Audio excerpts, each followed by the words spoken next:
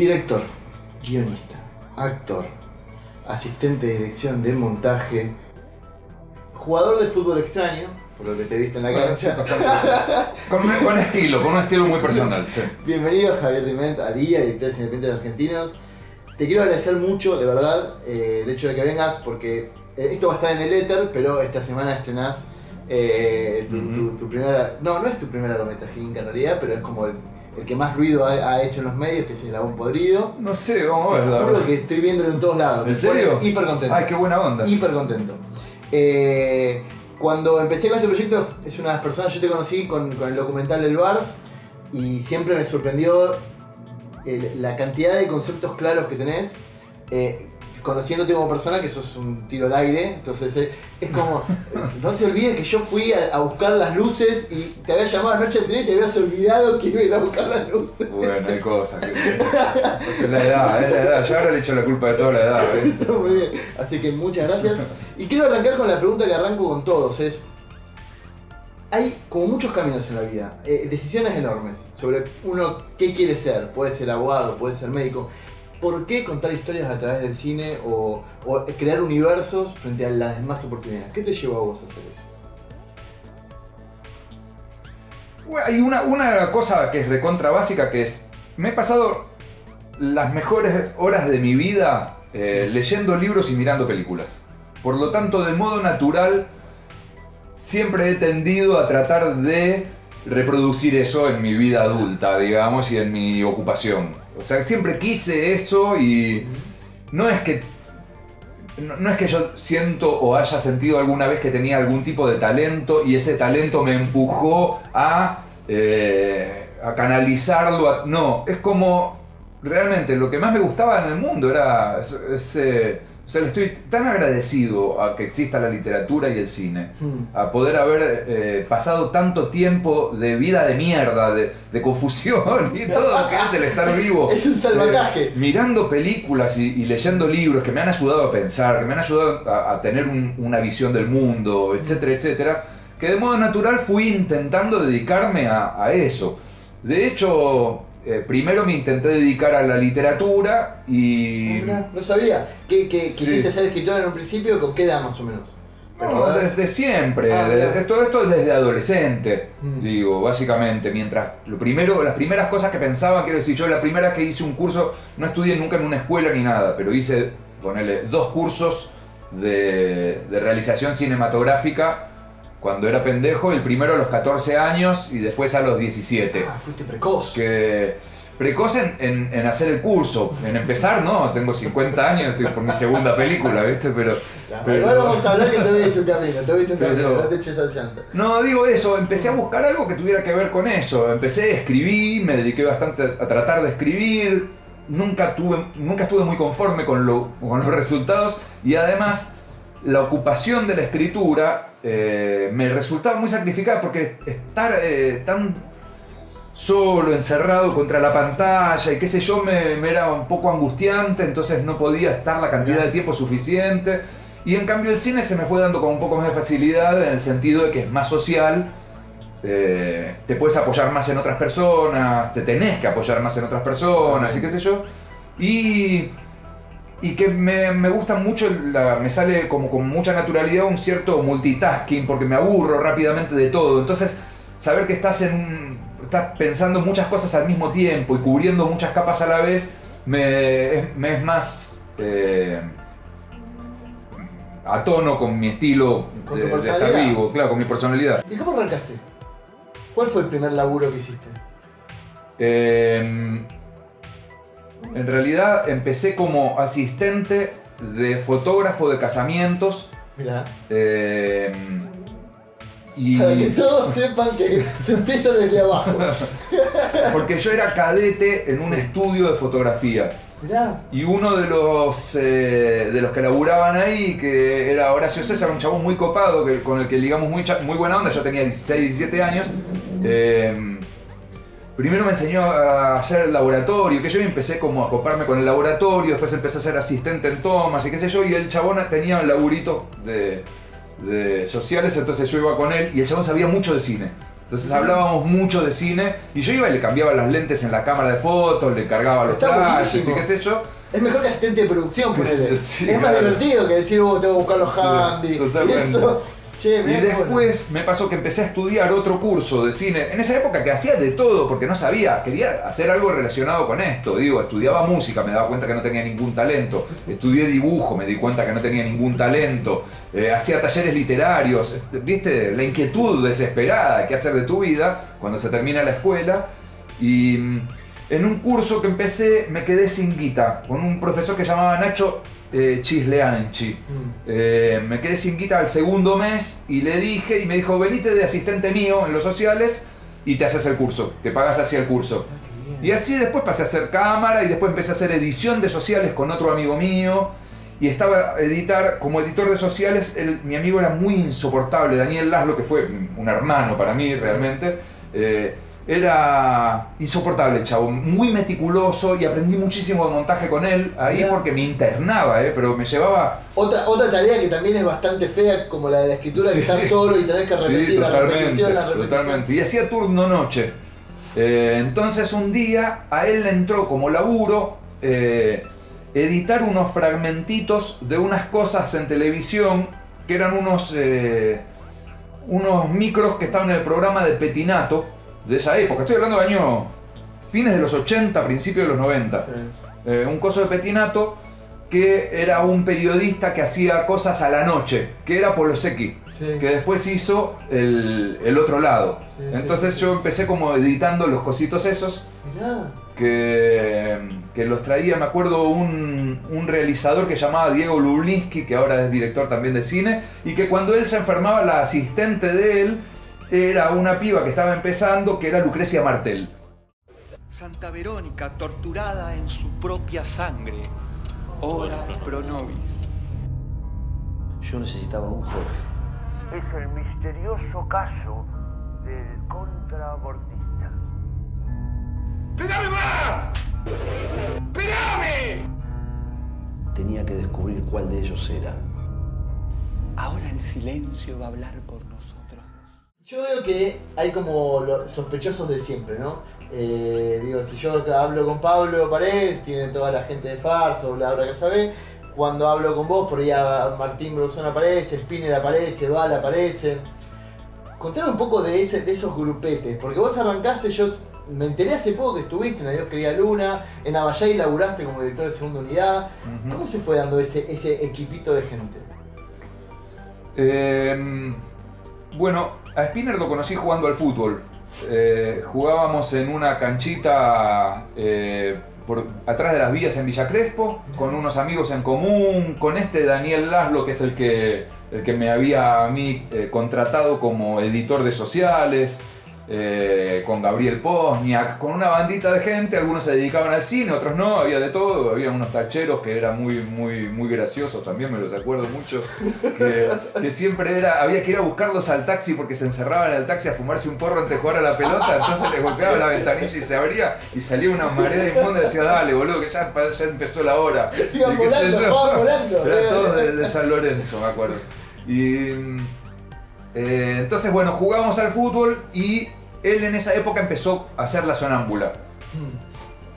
Para mí yo ya lo tenía Spinner de nombre, obviamente, era famoso, digo, para mí, que me interesaba el cine. Yo había ido a ver retrospectivas de cortometrajes de él, al Rojas, suponete. Aparte entró con todo, La Sonámbula era como... Sí, no, pero estoy hablando bastante antes, cuando había hecho el corto me acuerdo cuando hizo el corto con Spinetta, un cortometraje que llamaba La balada del Kaiser Carabela. Sí, fue muy conocido. Yo a él no lo conocía de nada, pero sí estaba enterado y habían hecho la presentación en una disco en Palermo, que estaba en un cine al que yo iba mucho cuando era chico, que era el cine Atalaya, y la disco no me acuerdo cómo se llamaba, y entonces lo fui a ver ahí, vi el estreno del corto ese, qué sé yo, y después lo conocí jugando al fútbol. Y como lo tenía así, yo nunca le dije me gustaría laburar en tu peli, me daba vergüenza, ¿viste? Igual él sabía que yo me dedicaba a esto.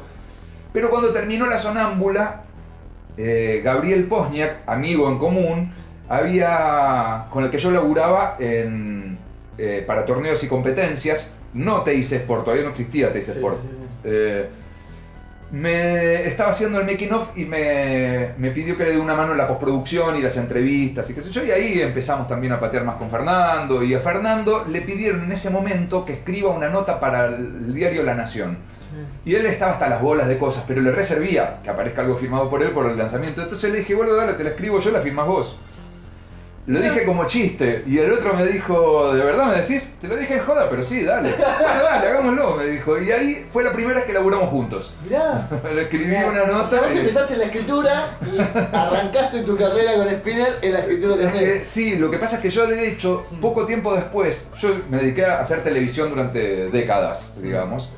Y en un momento me harté de la tele y renuncié a la tele. ¿Pero por qué? ¿Por el esquema de producción? ¿Por la gente que labura? ¿Por qué? Porque me sentía que por trabajar en la televisión estaba no pudiendo dedicarme a la escritura o a ser autor de lo que quiera, de lo que sea, digamos, de literatura, de cine, qué sé yo, qué sé cuánto, con la excusa de que siempre tenía mucho laburo. Entonces un día dije, bueno, me dejo de boludeces, si voy a fracasar, fracaso ya. Dejé de laburar en tele, me dediqué, daba clases en una escuela, me fui a vivir una piecita que me habilitaba una gente amiga. ¿Viste el salto? Y me dediqué a escribir. Y en esa época era que estábamos pateando más con Fernando, y entonces me contrató él para escribir un guión. ¿Qué fue? Que fue, en realidad, fue Abayay, pero 10 años antes de que Abayay se filme. Porque a él lo contactaron para hacer un guión de Abayay unos franceses que tenían una productora cristiana que querían hacer una serie de películas dirigidas por distintos directores con cierto renombre en países pobres, cada una inspirada en una parábola de Cristo. Cuando se le acerca este chabón a Fernando, porque Fernando estaba presentando La Sonámbula en un festival. Cuando se le acercan, Fernando lo único que quiere filmar, no le importa una mierda, ¿entendés? Al chabón le dijo, sí, tengo una idea. En cuanto vino el francés a decirle esto, Fernando le dijo, sí, tengo una idea. Y le contó que él había estado fantaseando en la posibilidad de adaptar un cuento de Di Benedetto, que era el cuento en el que se inspiró para Abayay. Cuando volvió del viaje me dijo, ¿te copas que intentemos? Y bueno, y nos pusimos a laburar y al final mi primer guión fue ese, cobré guita, viajé a Francia, entonces me llevaron a Francia a escribir con ellos. Primer trabajo fue una locura total, ¿entendés? No, una cosa rarísima. No sé qué estás ahí, abrime.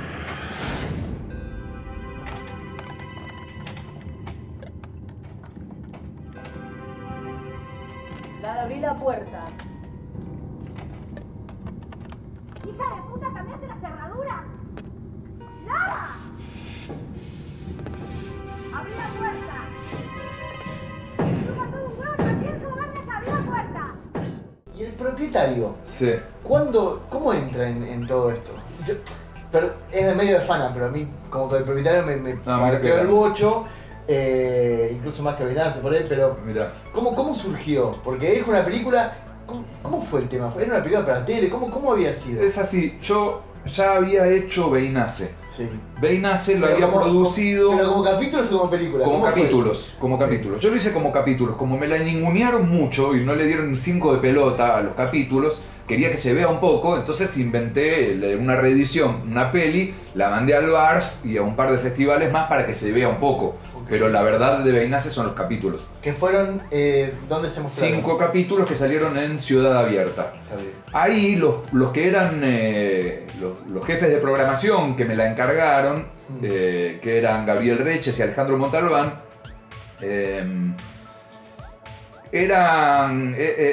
cambiaron, viste que estos cargos son políticos, y en esa época fue el juicio a Ibarra, entonces cuando yo terminé la película ellos ya no estaban. Que ellos eran los que la serie, quiero decir, ellos son los que me la habían encargado. Que fue increíble eso, además porque yo nunca había hecho ficción. Yo hacía unos documentalitos para ese canal, que a mí me gustaban mucho, estaba recopado, pero eran unos documentalitos de 12 minutos. Y entonces me entero que empiezan a producir ficción y digo, yo quiero hacer ficción, no me importaba nada. Entonces les llevé una idea y me dijeron, bueno, dale, porque estaban produciendo cosas con Caetano, con Martel, con Pablo Reyero, con Sergio Velotti, con gente que tenía experiencia. Entonces dijeron, bueno, por ahí sacamos un tapado, también nos sirve. Claro. Digamos. Y me dijeron una sola cosa, lo que sí te pido es que sea un bardo, que sea zarpado. No me vengas con careteadas, no me vengas con cosas muy Al revés normales. que todos. Es como, está Fue buenísimo. genial, fue increíble. El problema es que después cuando le llevé el resultado, no estaban ellos, había otra gente, casi se mueren. Claro, No claro, querían claro. pasarlo, lo terminaron pasando muy escondido.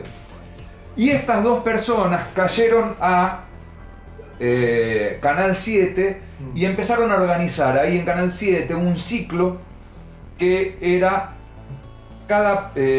un ciclo de 12 telefilmes, cada uno codirigido por alguien que venía del cine y alguien del teatro.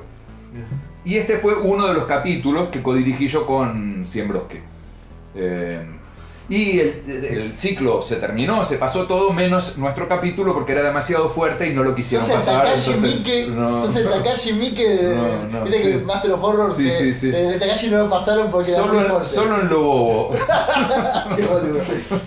Che, ¿y tuvo algún camino después? Porque yo lo conocí por el Vars, ponen el Sí, propietario. no, le dieron mucha bola en Japón, le dieron bola en Francia, en Inglaterra, ganó un par de premios, ganó un premio de mejor actriz, ganó Jime Anganuzzi, ganó también un premio de mejor actor Mario Dasairas, el protagonista. Tuvo una pequeña circulación, pese a no haber salido al aire. Claro. Y ahí yo hablé con Martín Blosón, que está enamorado de vos, evidentemente. Que... Yo de él también, obviamente, sí, claro, es así. Que usaba esa película yo como para preguntar cuál era la forma de encarar una historia tan oscura que produce tanto.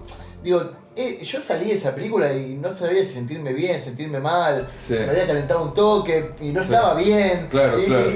¿De dónde Genial, surge? genial. ¿De dónde surge? Eso quería yo. Bueno, ¿cómo encaran eso a la hora de...? Mira, la idea ahí, el guión lo escribimos con Luis Siembroski, que era el codirector, con Martín Blusón, con Germán Val y con Santiago Adida, con los que laburábamos siempre. Los Teníamos un sospechosos de equipo de siempre. guionistas que laburábamos muy seguido juntos.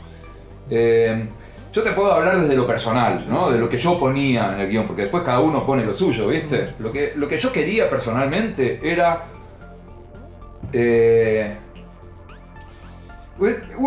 a mí me pasa así, qué sé yo. Hay un lugar donde hay el momento, las situaciones personales te van marcando caminos de pensamiento. Y yo estaba con mucho conflicto y pensando mucho en ciertas cuestiones mías relacionadas con mi machismo y con ser muy posesivo en el amor, estaba como muy en crisis conmigo mismo. Y qué sé yo, y quería hablar del tema ese.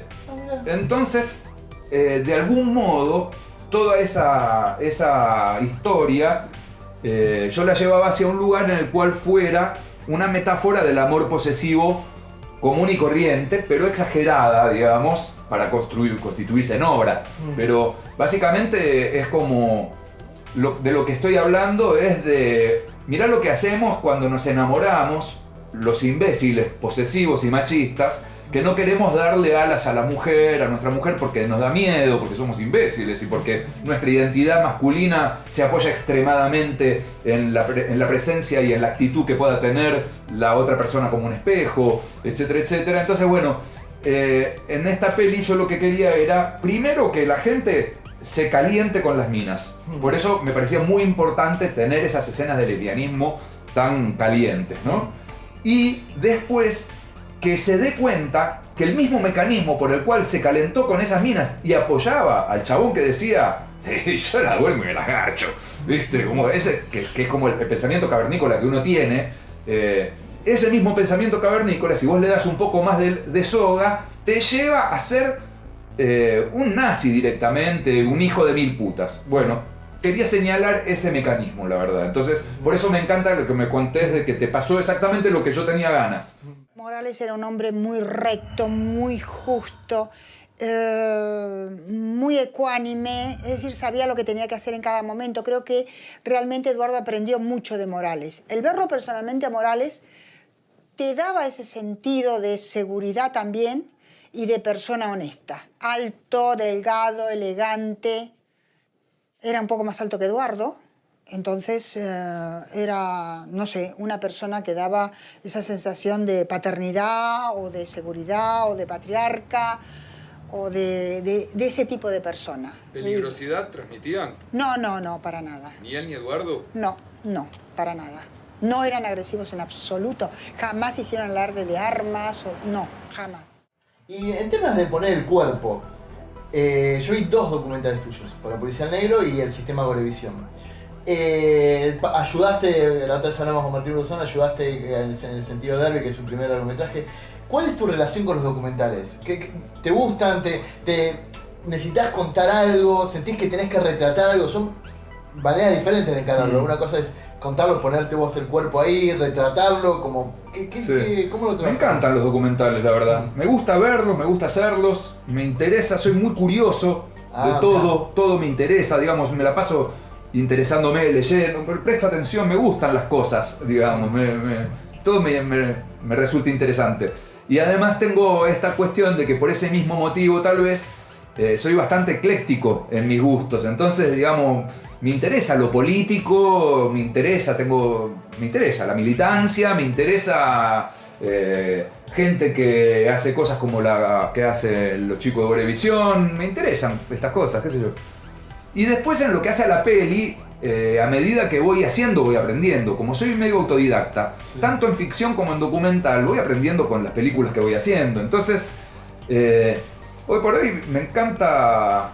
Quiero decir, hay un lugar donde hay...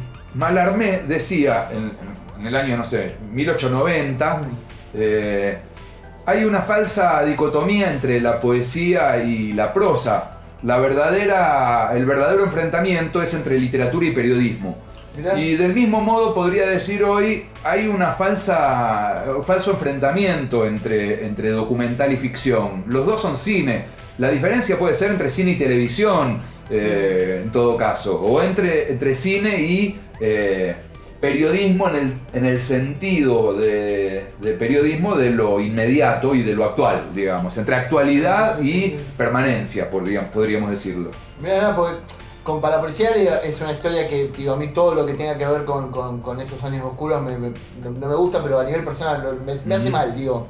Pero a nivel Gorevisión es una ficción, vos estás contando de este grupo de energúmenos hermosos que conforman como una tribu urbana. Son divinos, y vos creás una ficción a través de eso y ponés el cuerpo, porque digo, a mí lo que me sorprendió es que es algo que es una decisión estética y también de forma de contar un documental, que vos aparecés ahí en cámara. Y si aparece el segundo cámara, no importa, porque vos estás contando algo. Sí, bueno, eso depende del registro. Eso me funcionó en ese, no me funcionó en Parapolicial, no lo hice. Por eso. Muy... Y eso fue algo que vos lo pensaste y lo planeaste a la hora de cómo desarrollar el documental, o lo fuiste aprendiendo en el momento. No, eso fue una decisión previa. Siempre supe que... porque yo sabía que tenía distintas líneas de desarrollo narrativo, el de Gorevisión específicamente. Por un lado estaban las entrevistas puras y duras, que yo quería hacerlas como recaretas, que sea como el contrario, el opuesto total a lo que ellos hacen y qué sé yo. Entonces hicimos con la Red One unos cuadros bien compuestos, con zona de cuadro, con un HMI iluminando contra luz natural, etcétera, etcétera, con paso de tiempo entre las entrevistas, qué sé yo. Después, el rodaje de ellos, que es como un making of, y en el medio, yo los conocía a ellos de comer asados y tomar cervezas. Entonces quería reproducir esa situación y quería tener charlas de asado, sobremesa y cerveza. Y en esos asados iba a estar yo, porque se me iba a escuchar la voz, porque iba a ser como medio pelotudo sacarme del medio. Entonces ahí, bueno, vamos.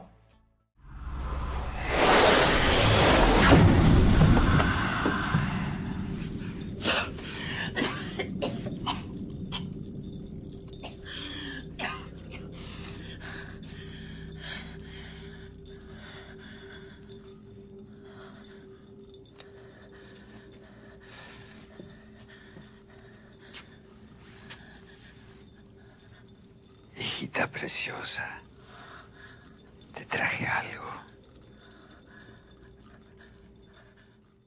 Y a mí me interesa un poquito hablar sobre La memoria del muerto.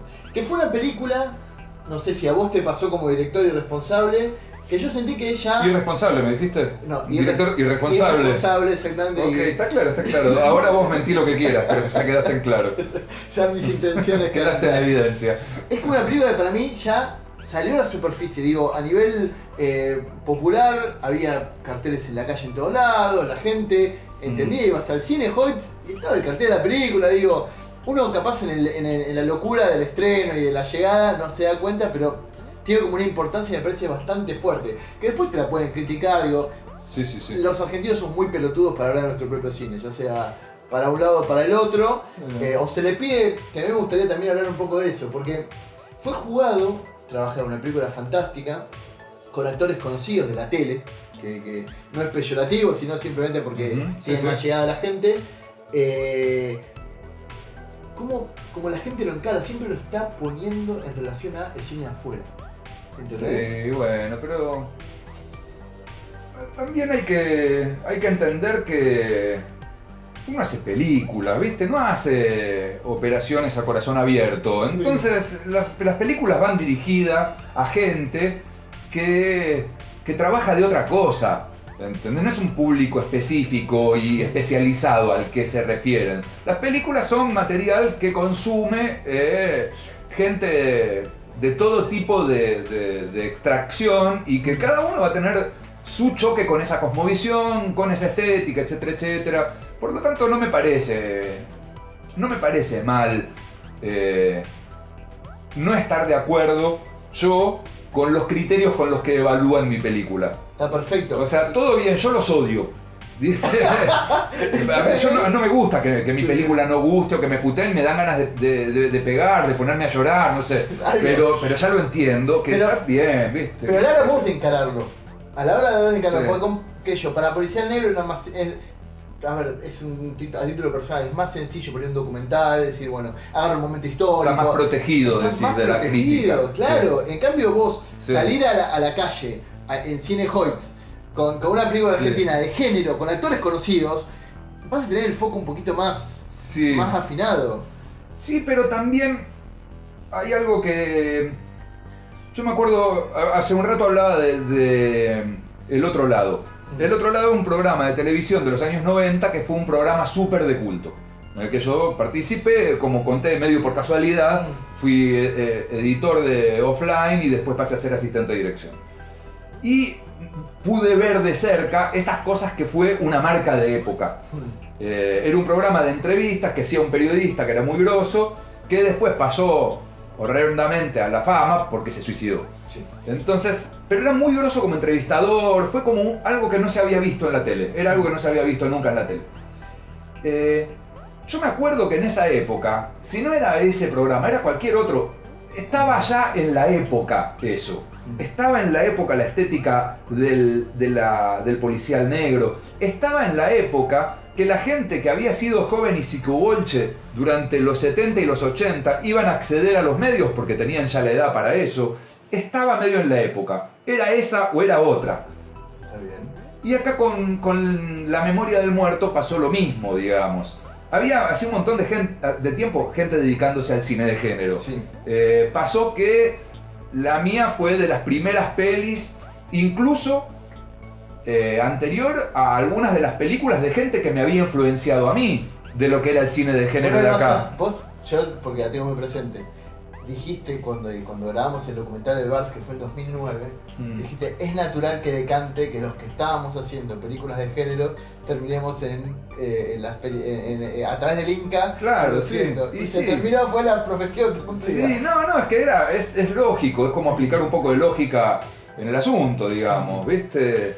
El cine, vos tenés que alimentar una bestia, ¿entendés? El cine es como una especie el cine no, los medios. Sí, los medios. Son como un coso, ¿viste? De esos de los que empujan los barcos, ¿viste? De carbón, que tenés que estar echándole paladas y paladas y paladas de cosas que se incendian y que eso que se incendia le permite moverse. Cada peli que haces es una de las paladas que vos le vas echando para que eso siga funcionando. Después tu palada puede haber sido Bueno o mala, más, una claro, cagada. mejor cargada o con más linda forma que la otra, pero vos estás echando eso.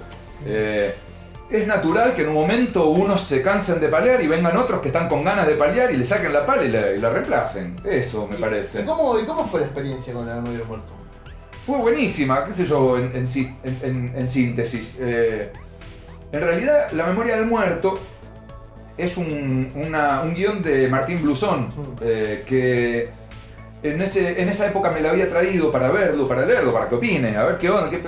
Y al toque escuché que estaban por cerrar los concursos de ópera prima, entonces le pedí a Martín si me dejaba presentarlo yo como director. Y me dijo que sí, lo reescribimos un poco y lo presenté. Fue buenísimo como experiencia porque fue hacer una peli, ¿viste? Fue mi primera película. Ah, ¿vos sentiste para el eso? cine. Sí, fue mi primera película para el cine. Porque para Policial Negro, que fue más o menos por esa época, era una cosa mucho más de video, de documental. Yo siempre hice documentales para la tele, no era muy distinto, digamos. Esto era una película y era para mí particular. Entonces bueno, hice una película, fue genial. Después tiene logros, no logros, cosas con las que discuto, cosas que me encantan, etc. Pero lo que fue buenísimo es hacerla y además haber ligado una onda con un grupo de gente espectacular con los que desde el día de hoy que sigo laburando, tanto actores como técnicos. ¿Y vos sos de esas personas que siempre, si fuera por vos, seguirías trabajando en la obra, o sos de lo que podés soltarlo? Y decir, mira, la terminé, listo, pues hay gente que cada vez que ve la película dice, uy, yo debería haber cambiado esto. Me pongo un límite, suponete para El Eslabón Podrido, ahora el estreno de cine, ya está. El deadline es, la fecha límite es el espacio. Yo le seguí cambiando cosas hasta hace 3 semanas. Después de que pasó por festivales, ganó en festivales. ¿No es la misma versión de la que pasaste en el bar? Ínfimas, cosas ínfimas, ¿viste? Pero no solo yo y los hijos de puta que laburan conmigo, que Alejandro Soler, por ejemplo, que es mi hermano y que es el que se ocupó de hacer los FX.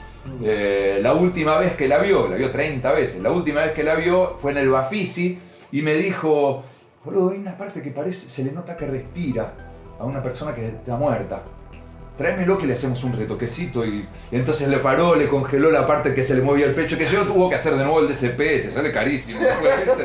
Pero bueno, ¿viste? Eso sí, lo que sí soy muy consciente de las cosas que no me gustan y después ya tengo que saber que de ahí en más, cuando la vea, me va a dar bronca ver ciertas cosas que no me gustan mucho. Por eso soy tan hinchapelotas cuando filmo, porque yo soy de esos muy hinchapelotas, porque digo, sé que esto, si lo dejo pasar, yo sé que pidiendo acá otra toma y con un cambio, qué sé yo, lo voy a internar y me va a odiar 40 personas. Pero si no, el resto de mi vida me voy a odiar por ver en la película esta mierda. Entonces prefiero que me odien todos en ese momento. Eso sí. Después yo, igual ponerle ya, a mí me cuesta mucho ver La memoria del muerto. ¿Te cuesta? Me cuesta, sí. ¿Pero con todas o en especial con alguna? No, con todas. Me cuesta ver a mí las cosas viejas que hice porque me juzgo yo. No juzgo a la película, ¿entendés? Pero entonces, ¿no entendés que por ahí cada película tiene que ver con el momento de cada uno? Sí, también? Absolutamente, lo recontra entiendo, pero a veces me cuesta, a veces, viste, no siempre, pero hay veces que la ves como con el super show un poco más abierto, más activo y más hijo de puta, y te matás, decís, esto no es porque está bueno o está malo, esto es porque sos un pelotudo, ¿entendés? Esto porque se te nota que sos un pelotudo, si sos un pelotudo, y es así, cagaste, ¿viste? Entonces me cuesta a veces.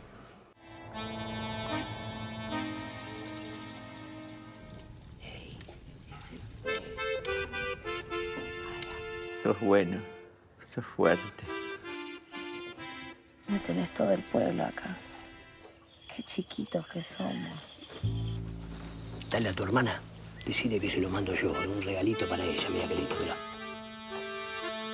Ella no quiso pasar con un cliente. Y vamos a El Eslabón Podrido, película que viene al Bars del 2015, a sala llena. Me sorprendió, digo, como yo te digo, para ver tus películas las sigo porque soy bastante fana, pero esta realmente, sin ser peyorativo con las otras, creo que es la más redondita, la más película. Yo sentí que incluso la gente en el cine no era, bueno, esta película, esta gente enfermita, perversa, sino que es una película, se cuenta como película que tiene un halo de algo perverso ahí, pero desde el sonido, desde... Cristo. para allá. Desde el sonido, desde la foto, desde la puesta de los planos. Digo, La memoria del muerto tenía ciertos planos extraños. Digo, el amor podrido se nota que hay mucho laburo de las puestas, no hay ningún plano que digas está dado al azar o digo, está la composición. Y desde el tono de las actuaciones. Digo que no hay ninguna actuación que quede fuera del tono a título personal. ¿Vos sentís que es como la película con la que vos salís al mundo y decís, muchacho, ¿esto ya es en serio o no? Yo siento que estoy más crecido, sí. Y siento igual que retomo en esta película el camino que inicié en Beinace. ¿Cómo es eso? Que hay un punto donde Beinace era algo muy personal. Y después lo que fui haciendo fue menos personal. El propietario, la memoria del muerto. Y que acá volví a algo más mío. Mirá. Tengo esa sensación extraña. Donde... Digamos, yo no soy de esas personas que tienen una visión que les dura a lo largo del tiempo, ¿viste? Yo soy muy permeable a las influencias de las épocas. Y fui, digamos, y siento que en este momento estoy pudiendo hacer una mixtura de todas esas influencias, pero que sale con una manera más propia de procesarla. Mirá. Y Beinace yo creo que empezó así, desde otro lado, de un lugar más inconsciente y más salvaje, pero que arrancó así, digamos. Y estas cosas donde no me interesa, o sea, me importa mucho la película que voy a ver. Menos adolescente, no sé, ¿cómo? Sí, puede ser menos adolescente en cierto aspecto, menos complaciente en otro aspecto. Digamos, a mí hay un punto donde me interesa mucho, hay una distinción que podríamos hacer entre lo que sería el cine popular y el cine mainstream. A mí me interesa mucho poder laburar cosas muy personales, convertirlas en películas populares, que no son lo mismo que las películas mainstream, sobre todo en que las películas mainstream lo que hacen es repetir un esquema y las películas populares lo que hacen es valerse de ciertos recursos como para llegar al otro, que es muy distinto, digamos. Muy Entonces claro. siento que estoy como intentando por ese camino. Siento igual que estoy, o sea, creo realmente que aprendí muchísimo a lo largo del camino de esta película, en lo que hace a esto, que me siento que aprendo mucho todo el tiempo, ¿viste? Estoy realmente como estudiando, me siento muy en la primaria, ¿entendés? Como editando con Martín aprendíamos mucho de charlar y de entender boludeces. Digo, había cosas, por ejemplo, que hay situaciones que están hechas a 3 cámaras o en 3 posiciones de cámaras que la primera instancia que nos salía era meter palo, darle un ritmo visual hasta que entendí que no, que la historia es que cada plano, cada corte tiene que sumar al anterior, que repetir es televisión. Y entonces son dinámicas narrativas diferentes desde lo visual y que eso también, el hecho de pensar en eso ahí, me hace pensar en eso y mirar de otra manera las películas que miro y eso... Y así, digamos. Hay como un laburo muy claro del tiempo de cada plano, de lo que dura el tiempo de cada plano. Sí, eso fue maravilloso. Por eso nos amamos también con Blusón. Porque es algo que se dio de modo recontra natural, digamos, que nos entendimos casi sin hablar. No es que yo le expliqué cuál era el tiempo que yo quería, es que mientras íbamos avanzando en la edición, yo iba entendiendo los tiempos y mágicamente él también. Digamos, íbamos re en sintonía con los tiempos. Que es como para mí una de las cosas más esenciales de poder encontrar en un editor. ¿Por qué? Porque esquema narrativo sí, ¿viste? Martín sugiere, es guionista también, sugiere un montón de cosas, pero yo también me siento muy sólido. Ahora, que me entiendan el tiempo, ¿viste? Si estás con un editor que no te entiende el tiempo y tenés que ir diciéndole en cada toma, dale 5 frames más, dale 5 frames más, te pones del orto, ¿viste? Porque ya empieza a haber como una especie de tensión. Sí, y no está bueno fluye, eso, claro, ¿no? En cambio así decís, no, bueno, sí, pará, probemos con esto acá, probás cosas. Pero el tiempo ya sabemos que estamos de acuerdo. Está perfecto. Y fue una película que tuvo premios afuera importantes, digo, yo no sé si con tus otras películas pasaste lo mismo. ¿Qué sentiste cuando la película se pasó en otros mercados, en otros lugares? Digo, estuvo en Sitges, estuvo en Bruselas. En Sitges ganó premio del público y es una locura. Sí. No sé si te das cuenta, pero es una locura. ¿Qué sentiste con el público? Porque es una película bastante internacional también, a pesar de que es un pueblito argentino, es una película internacional, algunas cosas, me acordaba de Las colinas tienen ojos o cosas, llevándolo a otro tipo de Sí, bueno, vi. Las dos versiones, de hecho, fueron parte de las pelis que miré para tener presente. De hecho, uno de los asesinatos está inspirado en un asesinato de la versión de Wes Craven. Mirá. De Las colinas tienen ojos. Mirá. ¿Cómo viviste vos esa experiencia con otro público diferente? Por el bar se la todo fiel, Sí. pero no, digo, esta película fuera, ¿cómo la viste? Mira, esta película circuló por festivales de cine de género, básicamente. Los festivales de cine de género, cual más, cual menos, tienen esta tesitura del Vars. Tienen esta tesitura de gente que va buscando caña y gente que tiene además una relación mucho más pasional y afectiva con las películas que está yendo a ver, que es muy agradecida con las películas que le gustan y qué sé yo. A mí me daba un poco de miedo porque es lenta esta película. Digamos, se va cocinando a fuego muy lento todo lo que va pasando, entonces me daba miedo que la gente se cague de embole. Para mí fue espectacular notar que hubo mucha gente que no le pasó eso, pero también hubo gente que le pasó. Hay un punto donde, cuando la primera vez que vi una película mía en una instancia internacional fue cuando se proyectó La memoria del muerto en Fantasia, en Montreal. Al día siguiente me puse a buscar en Google comentarios y encontré uno que era buenísimo, que me encantó, que decía la mejor película de terror del año, espectacular por guión, por luz, por efectos especiales, todo buenísimo, las actuaciones buenísimas, qué sé yo. Y en otra página que decía la peor película que vi en mi vida, una mierda por la luz, por los actores, por esto, por el otro. Y ahí entendí algo, digamos, de que, bueno, dejá fluir eso, ¿viste? Va a haber gente que te va a odiar siempre y todo bien. Entonces hay un punto donde eso... Estoy atento, yo qué sé, yo pongo en Facebook, pongo la gente que habla bien, no la gente que habla mal, porque yo estoy trabajando para la película, ¿viste? Tampoco para la justicia. Pero no sé, siempre fue todo muy lindo y también, como tengo problemas psicológicos y soy muy neurótico, siempre espero más. Entonces, cuando gano mejor película por premio del público, digo, qué hijos de puta estos del jurado que no me dieron mejor película. Siempre rompiendo los huevos, siempre con una excusa para pasarla un poco peor de lo que debería. Así que bueno, eso es lo mismo de siempre.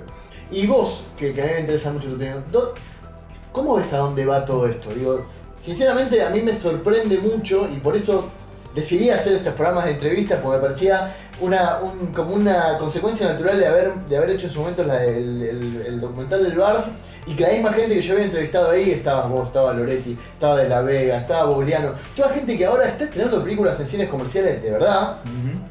Podemos discutir más, menos, necesitamos más plata, menos plata, no importa, están ahí. ¿Para dónde vos ves que está yendo la cosa? Hace un tiempo leía, Levi Strauss hablaba sobre la literatura y las obras de arte y los artistas. Y el chabón decía que las obras de arte, al margen de la función que tengan para el público, una de las funciones centrales de la obra de arte es influenciar a otros artistas para que generen nuevas obras de arte. Es lo mismo que hablábamos del tema de las palas en el coso que mueva el barco, ¿viste? Hay un punto donde es muy importante y donde funciona la cultura, la producción de cultura, para que siga existiendo producción de cultura y para poder ir estirando de a poquito, desde antes, casi genéticamente, una relación del ser humano con una cosmovisión. Pensaba, claro, uno es nada, o sea, si uno existe o no existe, el universo no se da cuenta, es absolutamente lo mismo para el universo que uno exista o no exista. Pero a la vez, como el universo es una unidad y uno forma parte de esa unidad, si uno no existe, el universo es otro. Exactamente. Entonces, como esa misma ambivalencia, me parece que al margen de las técnicas, al margen de las dinámicas de exhibición, de la web, del 360 grados, del cine proyectado, de la televisión, de la internet, de lo que poronga sea, siempre va a haber la necesidad de que haya gente que produzca eventos culturales y eventos artísticos que a su vez van a influenciar a otra gente para que lo sigan haciendo. Y a su vez siempre va a haber gente que va a ser formada también por eso. Eso me parece. Muchas gracias por haber venido. Verdadero de placer. nuevo, que sé que debe estar con los nervios del estreno a flor de piel, pero... Verdadero placer, lo único que me distrae es hablar. Está muy bien. Les agradecemos mucho haber llegado hasta acá. Esto es Directores Independientes Argentinos, Día. Ahora cuando termine yo de hablar va a haber un cuadrito para que se suscriban y pónganse al día y esas cosas. Agradezco a la gente de Encal Nation que me presta las remeras. A Meridiana, que es la mejor tienda de cómics del mundo, que es la que nos presta todas estas cosas. A la revista Cine Fantástico y Bizarro, léanla, digo, seguramente estas entrevistas algunas las vamos a poner ahí porque son muy interesantes y si quieren informar sobre lo que está pasando en la movida y las películas y series que todos amamos y que son una nerdada hermosa. O sea que muchas gracias y de nuevo muchas gracias por haber venido. Al contrario.